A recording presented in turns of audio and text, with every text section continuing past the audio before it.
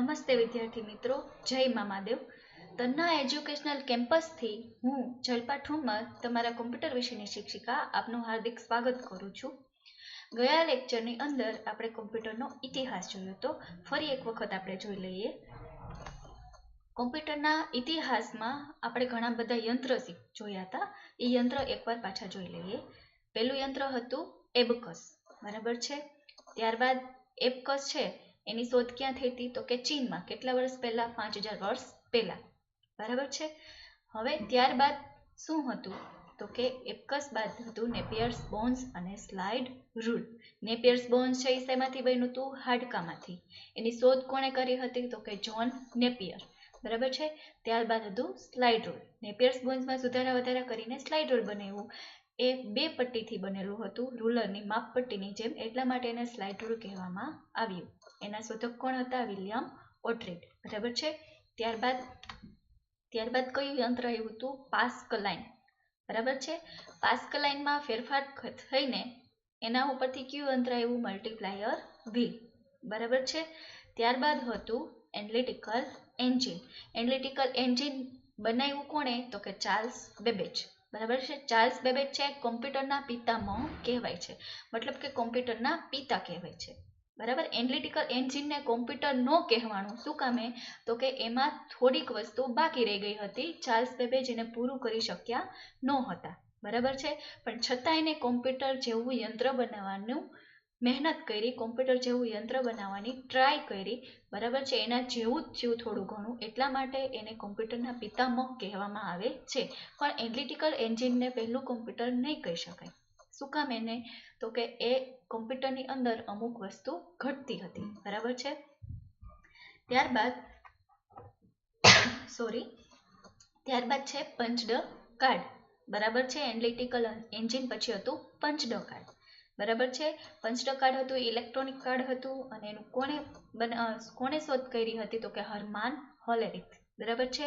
હવે બાળ મિત્રો, આજે આપણે ભણવાનું છે કોમ્પ્યુટરની પેઢી, બરાબર છે. પહેલી પેઢી, બીજી પેઢી, ત્રીજી, ચોથી અને પાંચમી, 5 પેઢી ભણવાની છે, બરાબર છે. ત્યારબાદ વધારે આપણે આગળ ભણશું. હવે સૌથી પહેલા આપણે પેઢી શરૂ કરીએ, પહેલી પેઢીના કોમ્પ્યુટર. હવે પેઢી કોને કહેવાશે તો કે અમુક સાધન, નવું સાધન છે એની શોધ કરી હોય અને એ યંત્ર છે, સાધન કયો કે યંત્ર કયો, એ અમુક ટાઈમ સુધી એને વાપરવું હોય, બરાબર છે.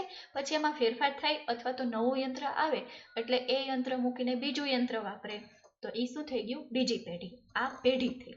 દાખલા તરીકે બીજી રીતે ઉદાહરણ આપું તો તમારા દાદા છે, બરાબર છે. એના દીકરા કોણ થાય? તમારા પપ્પા. તમારા પપ્પાના દીકરા અથવા દીકરી કોણ થાય તો કે તમે, બરાબર છે. તો આ થયું 3 પેઢી, બરાબર છે. એવી જ રીતે કોમ્પ્યુટરની પેઢી પણ થાય.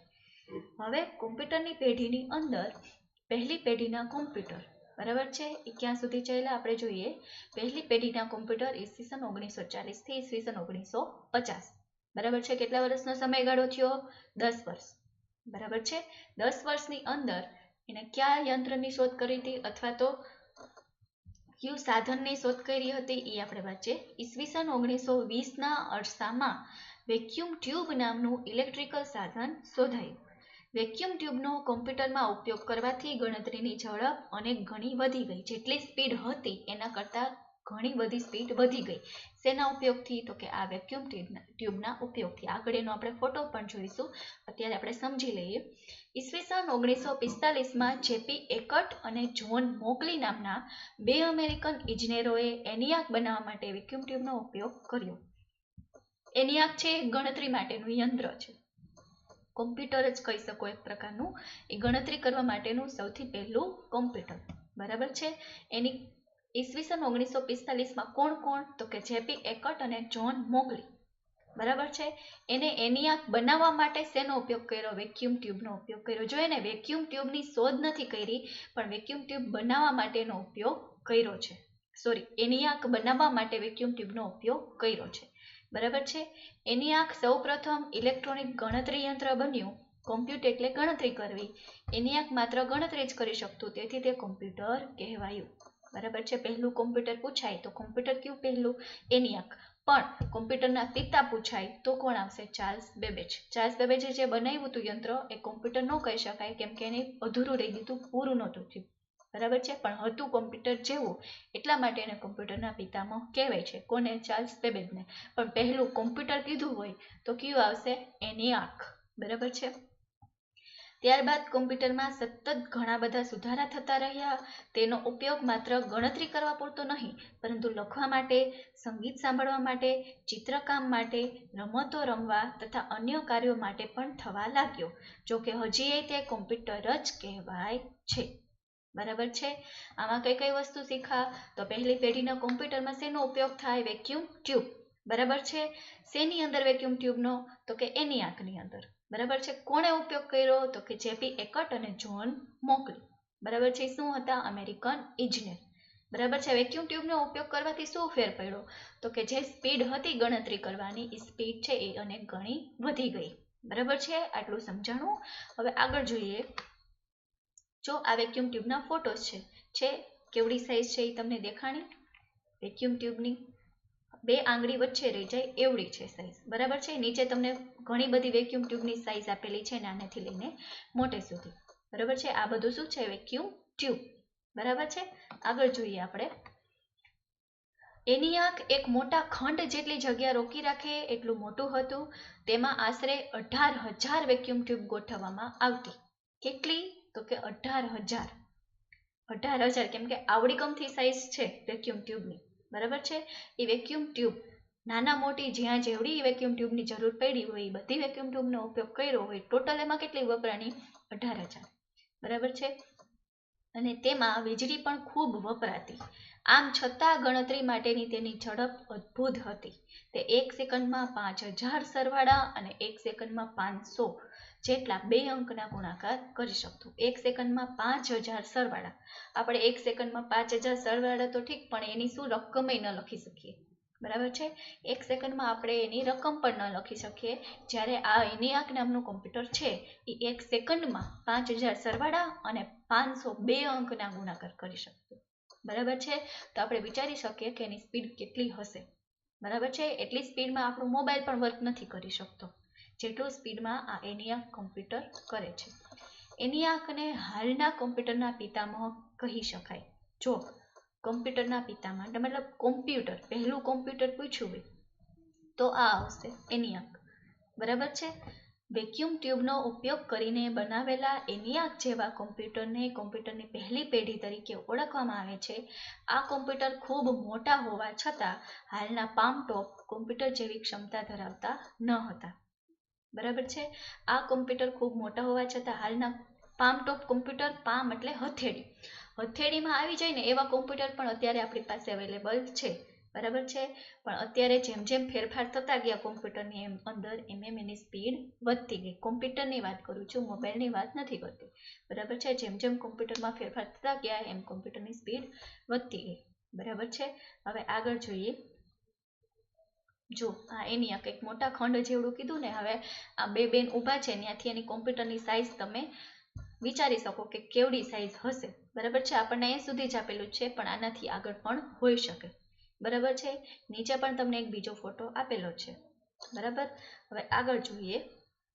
કોમ્પ્યુટરની બીજી પેઢી, બરાબર છે. બીજી પેઢી ક્યાંથી ક્યાં સુધી હતી? તો કે 1955 થી 60, એટલે 5 જ વર્ષ થયા. 1955 થી 1960.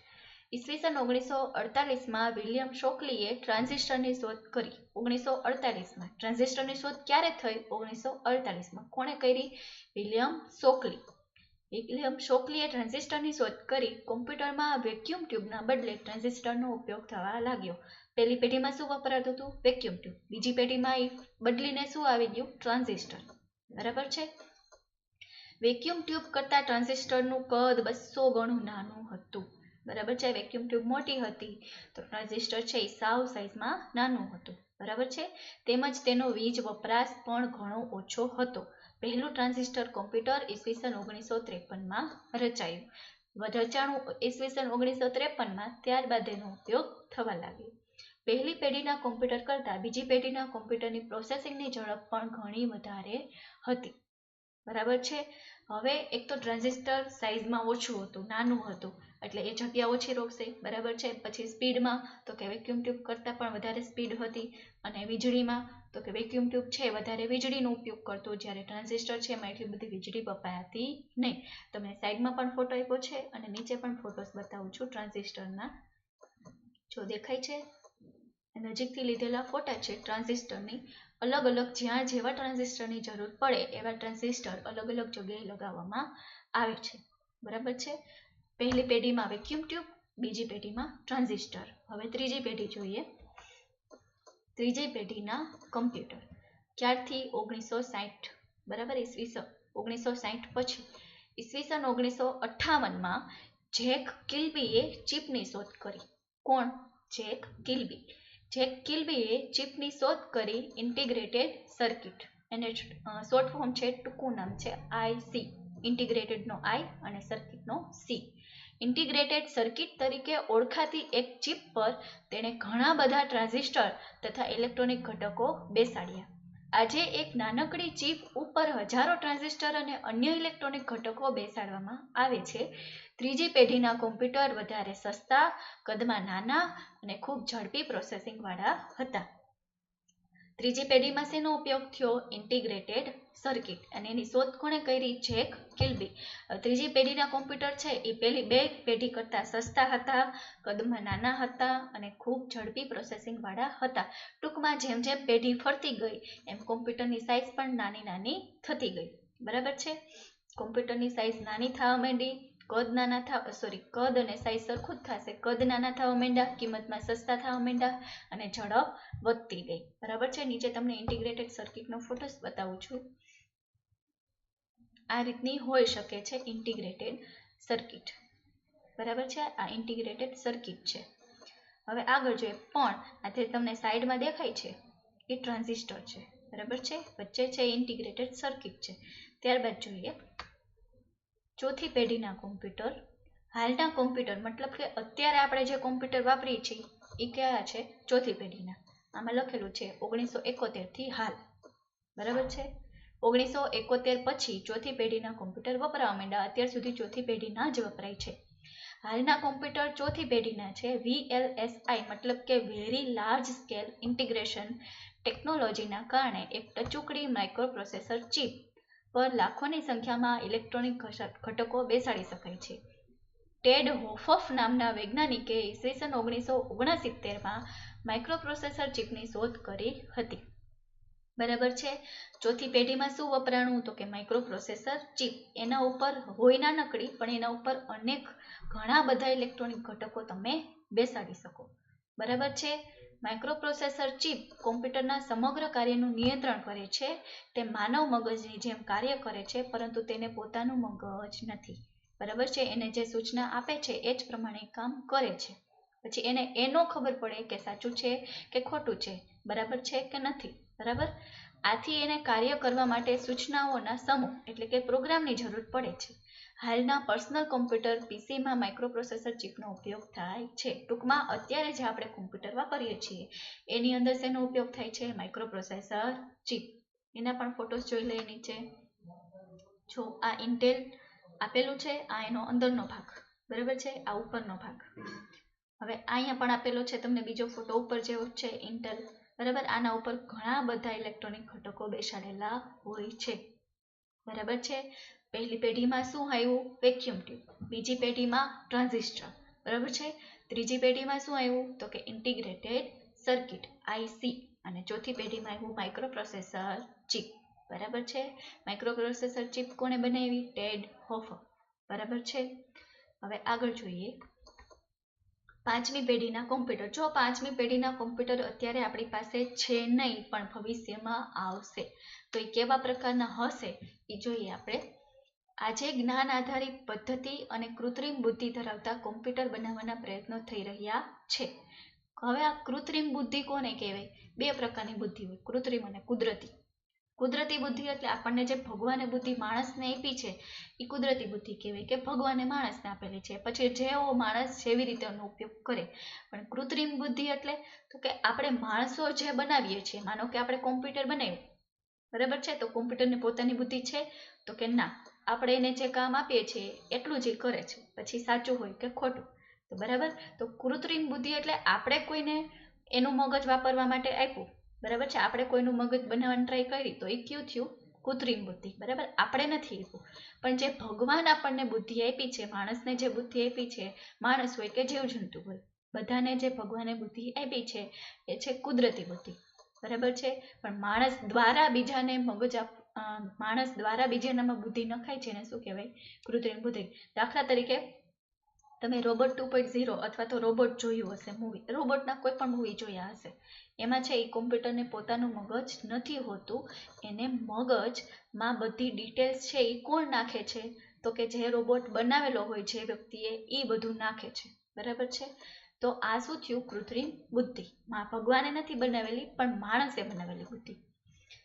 આપણે જે કંઈ લખીએ બોલીએ તે કોમ્પ્યુટર વાંચી બોલી શકશે અને જરૂર પ્રમાણે પ્રોગ્રામમાં ફેરફારો કરી શકશે. બરાબર છે. અત્યારે જરૂર પ્રમાણે કોમ્પ્યુટર ફેરફાર કરી શકતું નથી, ભવિષ્યમાં કરી શકશે. આ માટે ચિપ પર લાખોની સંખ્યામાં ટ્રાન્ઝિસ્ટર તથા અન્ય ઇલેક્ટ્રોનિક ઘટકો લગાવવા પડશે. તેમાં SLSI ઓમાં VLSI હતું ચોથી પેઢીમાં. બરાબર, શું હતું? Very large scale. બરાબર, અને આમાં આવશે SLSI એટલે વેરી લાર્જ કરતા સુપર લાર્જ. બરાબર છે. સુપર લાર્જ સ્કેલ ઇન્ટિગ્રેટેડ ચિપનો ઉપયોગ થશે. બરાબર છે. પાંચમી પેઢીના કોમ્પ્યુટર આપણી પાસે અવેલેબલ છે નહીં, એટલે એના કંઈ ફોટોસ મેં મૂકેલા નથી. હજી પાંચમી પેઢીના કોમ્પ્યુટર ઓન પ્રોસેસ છે, મતલબ એના ઉપર પ્રક્રિયા થઈ રહી છે. સમજાણું બાળ મિત્રો? 5 પેઢી આપણે શીખા. પહેલી પેઢીમાં શું શીખા? પહેલી પેઢીમાં હતું વેક્યુમ ટ્યુબ. બરાબર છે. એનો ક્યાંય શેમાં ઉપયોગ થયો હતો? ENIAC-માં. ત્યારબાદ બીજી પેઢીમાં ટ્રાન્ઝિસ્ટર, ત્રીજી પેઢીમાં ઇન્ટિગ્રેટેડ સર્કિટ. બરાબર છે. ચોથી પેઢીમાં માઇક્રોપ્રોસેસર ચિપ અને પાંચમી પેઢીમાં શું આવશે? તો કે કૃત્રિમ બુદ્ધિ. બરાબર છે. હવે આગળ આપણે કોમ્પ્યુટરના પ્રકાર જોઈએ. કોમ્પ્યુટરના પ્રકાર કઈ કઈ રીતે પાડવામાં આવ્યા છે? તો કદ, કિંમત, ઉપયોગિતા, ઝડપ તથા ક્ષમતાના આધારે કોમ્પ્યુટરનું નીચે મુજબના પ્રકારોમાં વર્ગીકરણ કરી શકાય. પહેલું છે સુપર કોમ્પ્યુટર. સુપર કોમ્પ્યુટર ઘણા મોટા કદના હોય છે, આથી તેમને રાક્ષસ પણ કહે છે. બરાબર છે. બહુ મોટો હોલ હોય, એ આખો હોલ રોકી લે એવડું કોમ્પ્યુટર હોય. અત્યંત જટિલ કાર્યો, જેમાં ખૂબ વધારે ઝડપ અને ચોકસાઈની જરૂર પડે તેવા કાર્યો કરવા માટે તેમનો ઉપયોગ થાય છે. તમારા પીસીને જે કામ કરતા 20 કલાક લાગે છે, મતલબ કે આપણે જે નોર્મલ કોમ્પ્યુટર વાપરીએ છીએ, સ્કૂલમાં કે ઓફિસમાં જે જગ્યાએ આપણે કોમ્પ્યુટર વાપરીએ છીએ, એ પીસીને જે 20 કલાક કામ કરતા લાગે, એ કોમ્પ્યુટર, સુપર કોમ્પ્યુટર માત્ર 90 સેકન્ડમાં કરી શકે. તો આપણે વિચારી શકીએ કે સુપર કોમ્પ્યુટરની સ્પીડ કેટલી હશે. બરાબર છે. હવામાનની આગાહી, સંરક્ષણ, ટેકનોલોજી તથા વૈજ્ઞાનિક સંશોધનો માટે સુપર કોમ્પ્યુટરનો ઉપયોગ થાય છે. હવામાનની આગાહી જાણવા માટે. બરાબર છે. હવામાન કેવું છે, વરસાદની ને આ બધી ડિટેલ્સ આપવાની હોય કે ભાઈ હવે આ વર્ષ આટલો વરસાદ રહેશે, આટલી ગરમી રહેશે, આટલી ઠંડી રહેશે. એ હવામાનની આગાહી હોય કે પછી સંરક્ષણ ટેકનોલોજી હોય કે પછી વૈજ્ઞાનિક સંશોધનો હોય. વૈજ્ઞાનિક સંશોધન એ પછી રોકેટ હોય. બરાબર છે. કે એ પ્રકારની કાંઈ પણ એ પ્રકારના કામ કરવા માટે સુપર કોમ્પ્યુટરનો ઉપયોગ થાય. પછી અવકાશમાં આપણે રોકેટ મૂકવા હોય, બરાબર છે, સેટેલાઇટ મૂકવા હોય, તો એના માટે પણ કોમ્પ્યુટરનો ઉપયોગ થાય છે. જો નીચે આપેલું છે આપણને સ્પેસ ટેકનોલોજી. સ્પેસ એટલે અવકાશ.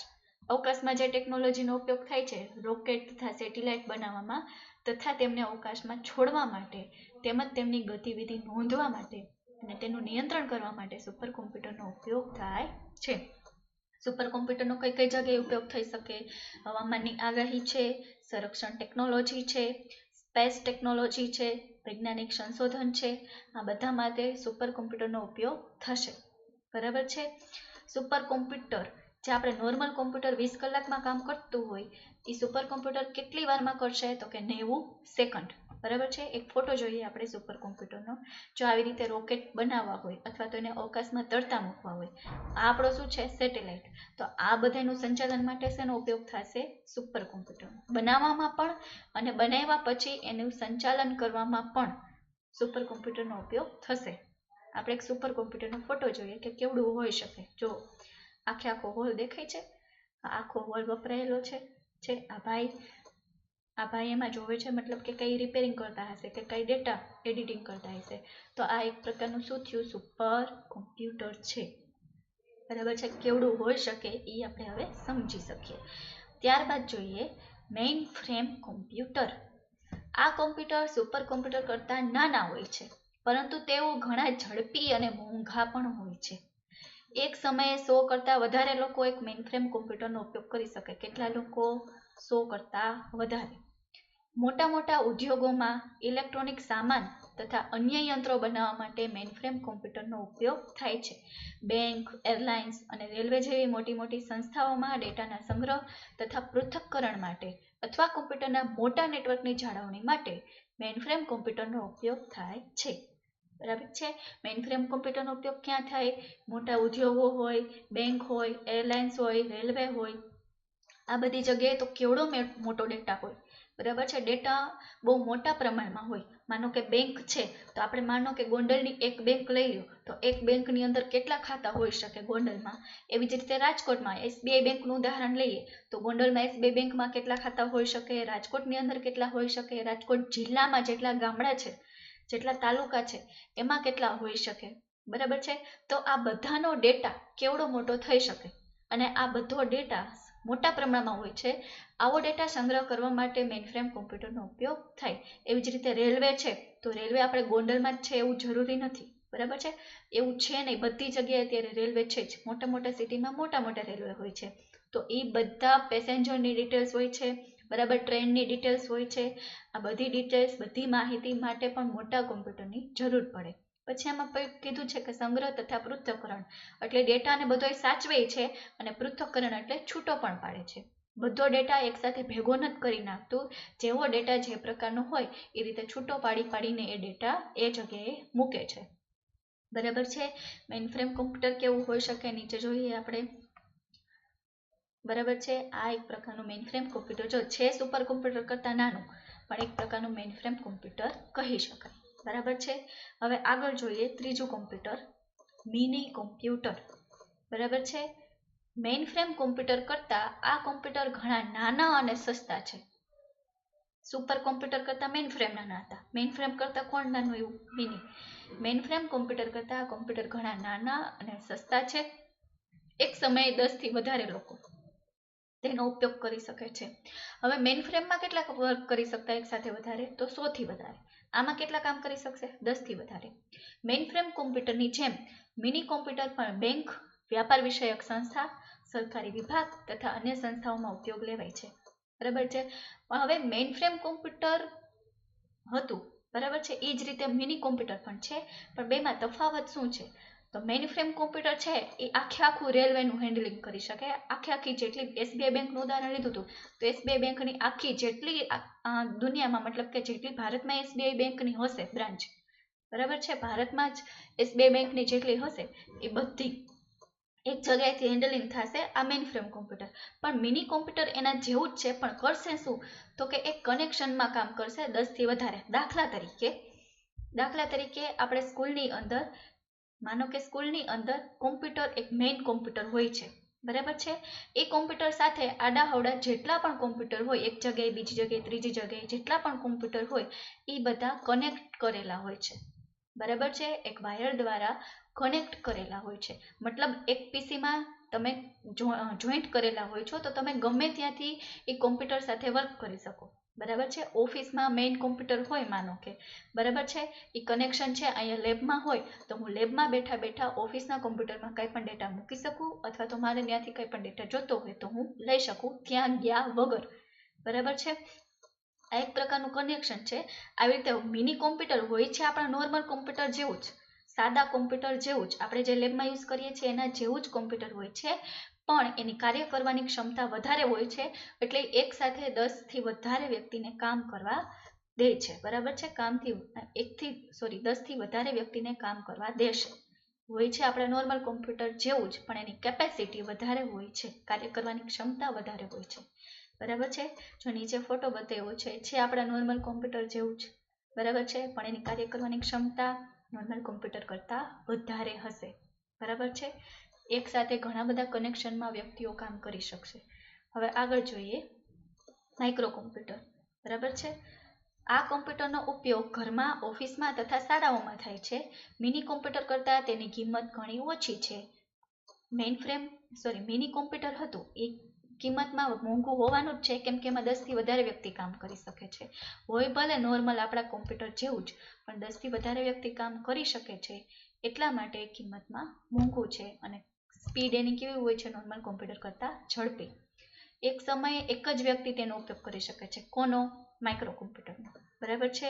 મિની કોમ્પ્યુટર છે એ 10 થી વધારે વ્યક્તિ વાપરી શકે, જ્યારે માઇક્રો કોમ્પ્યુટર છે એ એક જ વ્યક્તિ વાપરી શકે. ડોક્યુમેન્ટ તૈયાર કરવા અને સંગ્રહવા, હિસાબ રાખવા, મિત્રો તથા સંબંધીઓના નામ, સરનામા, ફોન નંબર જેવો ડેટા રાખવા, રમતો રમવા અને સંગીત સાંભળવા જેવા કામો માટે તેનો ઉપયોગ થાય છે. માઇક્રો કોમ્પ્યુટરના 3 મુખ્ય પ્રકાર છે. માઇક્રો કોમ્પ્યુટરનો ઉપયોગ કઈ કઈ જગ્યાએ થાય છે? તો માઇક્રો કોમ્પ્યુટરનો ઉપયોગ ઘરમાં થાય છે. શેના માટે? આપણી પાસે કોમ્પ્યુટર હોય અને આપણે એની અંદર બીજું કંઈ ન આવડતું હોય તો ગેમ રમતા તો આવડતી જ હોય. બરાબર છે. ગેમ રમતા હોય, સંગીત સાંભળતા હોય, મૂવી જોતા હોય, તો માઇક્રો કોમ્પ્યુટરનો ઉપયોગ એક સાથે એક જ વ્યક્તિ કામ કરી શકશે, બીજી વ્યક્તિ કામ કરી શકશે નહીં.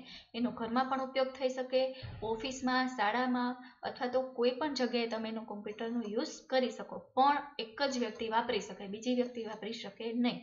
હા, પણ એ છે પાછું કે એક વ્યક્તિ ઊભી થઈને ત્યાં બીજી વ્યક્તિ બેસે તો એ વાપરી શકે. બરાબર છે. પણ એક સાથે 2 વ્યક્તિ વાપરી શકશે નહીં. બરાબર છે.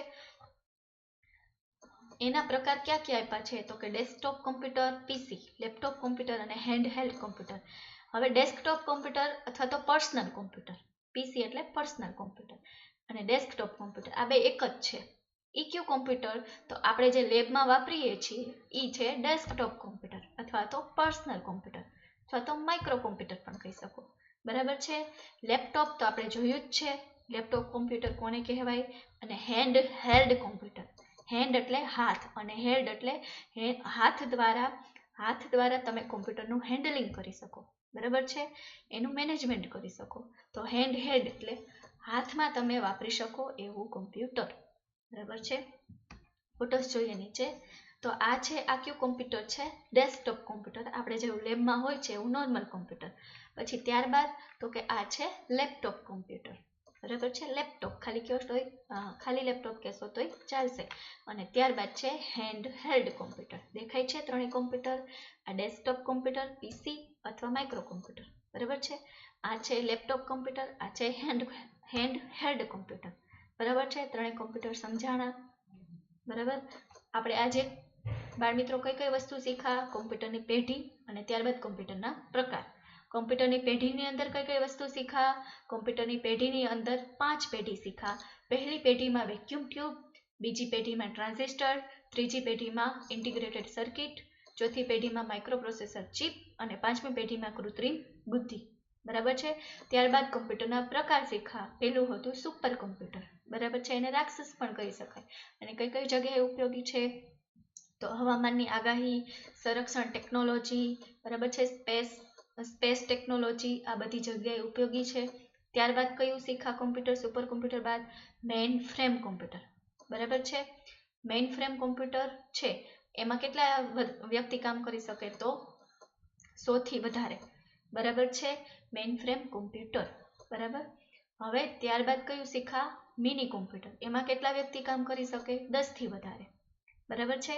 અને ત્યારબાદ શીખા માઇક્રો કોમ્પ્યુટર. એમાં કેટલા વ્યક્તિ કામ કરી શકે? એક જ વ્યક્તિ કામ કરી શકે. અને એના કેટલા પ્રકાર? 3. ડેસ્કટોપ કોમ્પ્યુટર, લેપટોપ કોમ્પ્યુટર અને હેન્ડ હેલ્ડ કોમ્પ્યુટર. તો બાળમિત્રો આપણે અહીંયા સુધી રાખશું. આગલા પીરિયડમાં આપણે કોમ્પ્યુટરની અંદર સ્વાધ્યાય લખવાનું થશે. પાઠ 1નું સ્વાધ્યાય લખવાનું થશે. બરાબર છે. એ કેવી રીતે લખશું એની ડિટેલ્સ હું આગલા લેક્ચરમાં આપીશ. ત્યાં સુધી થેન્ક યુ. જય મા મહાદેવ.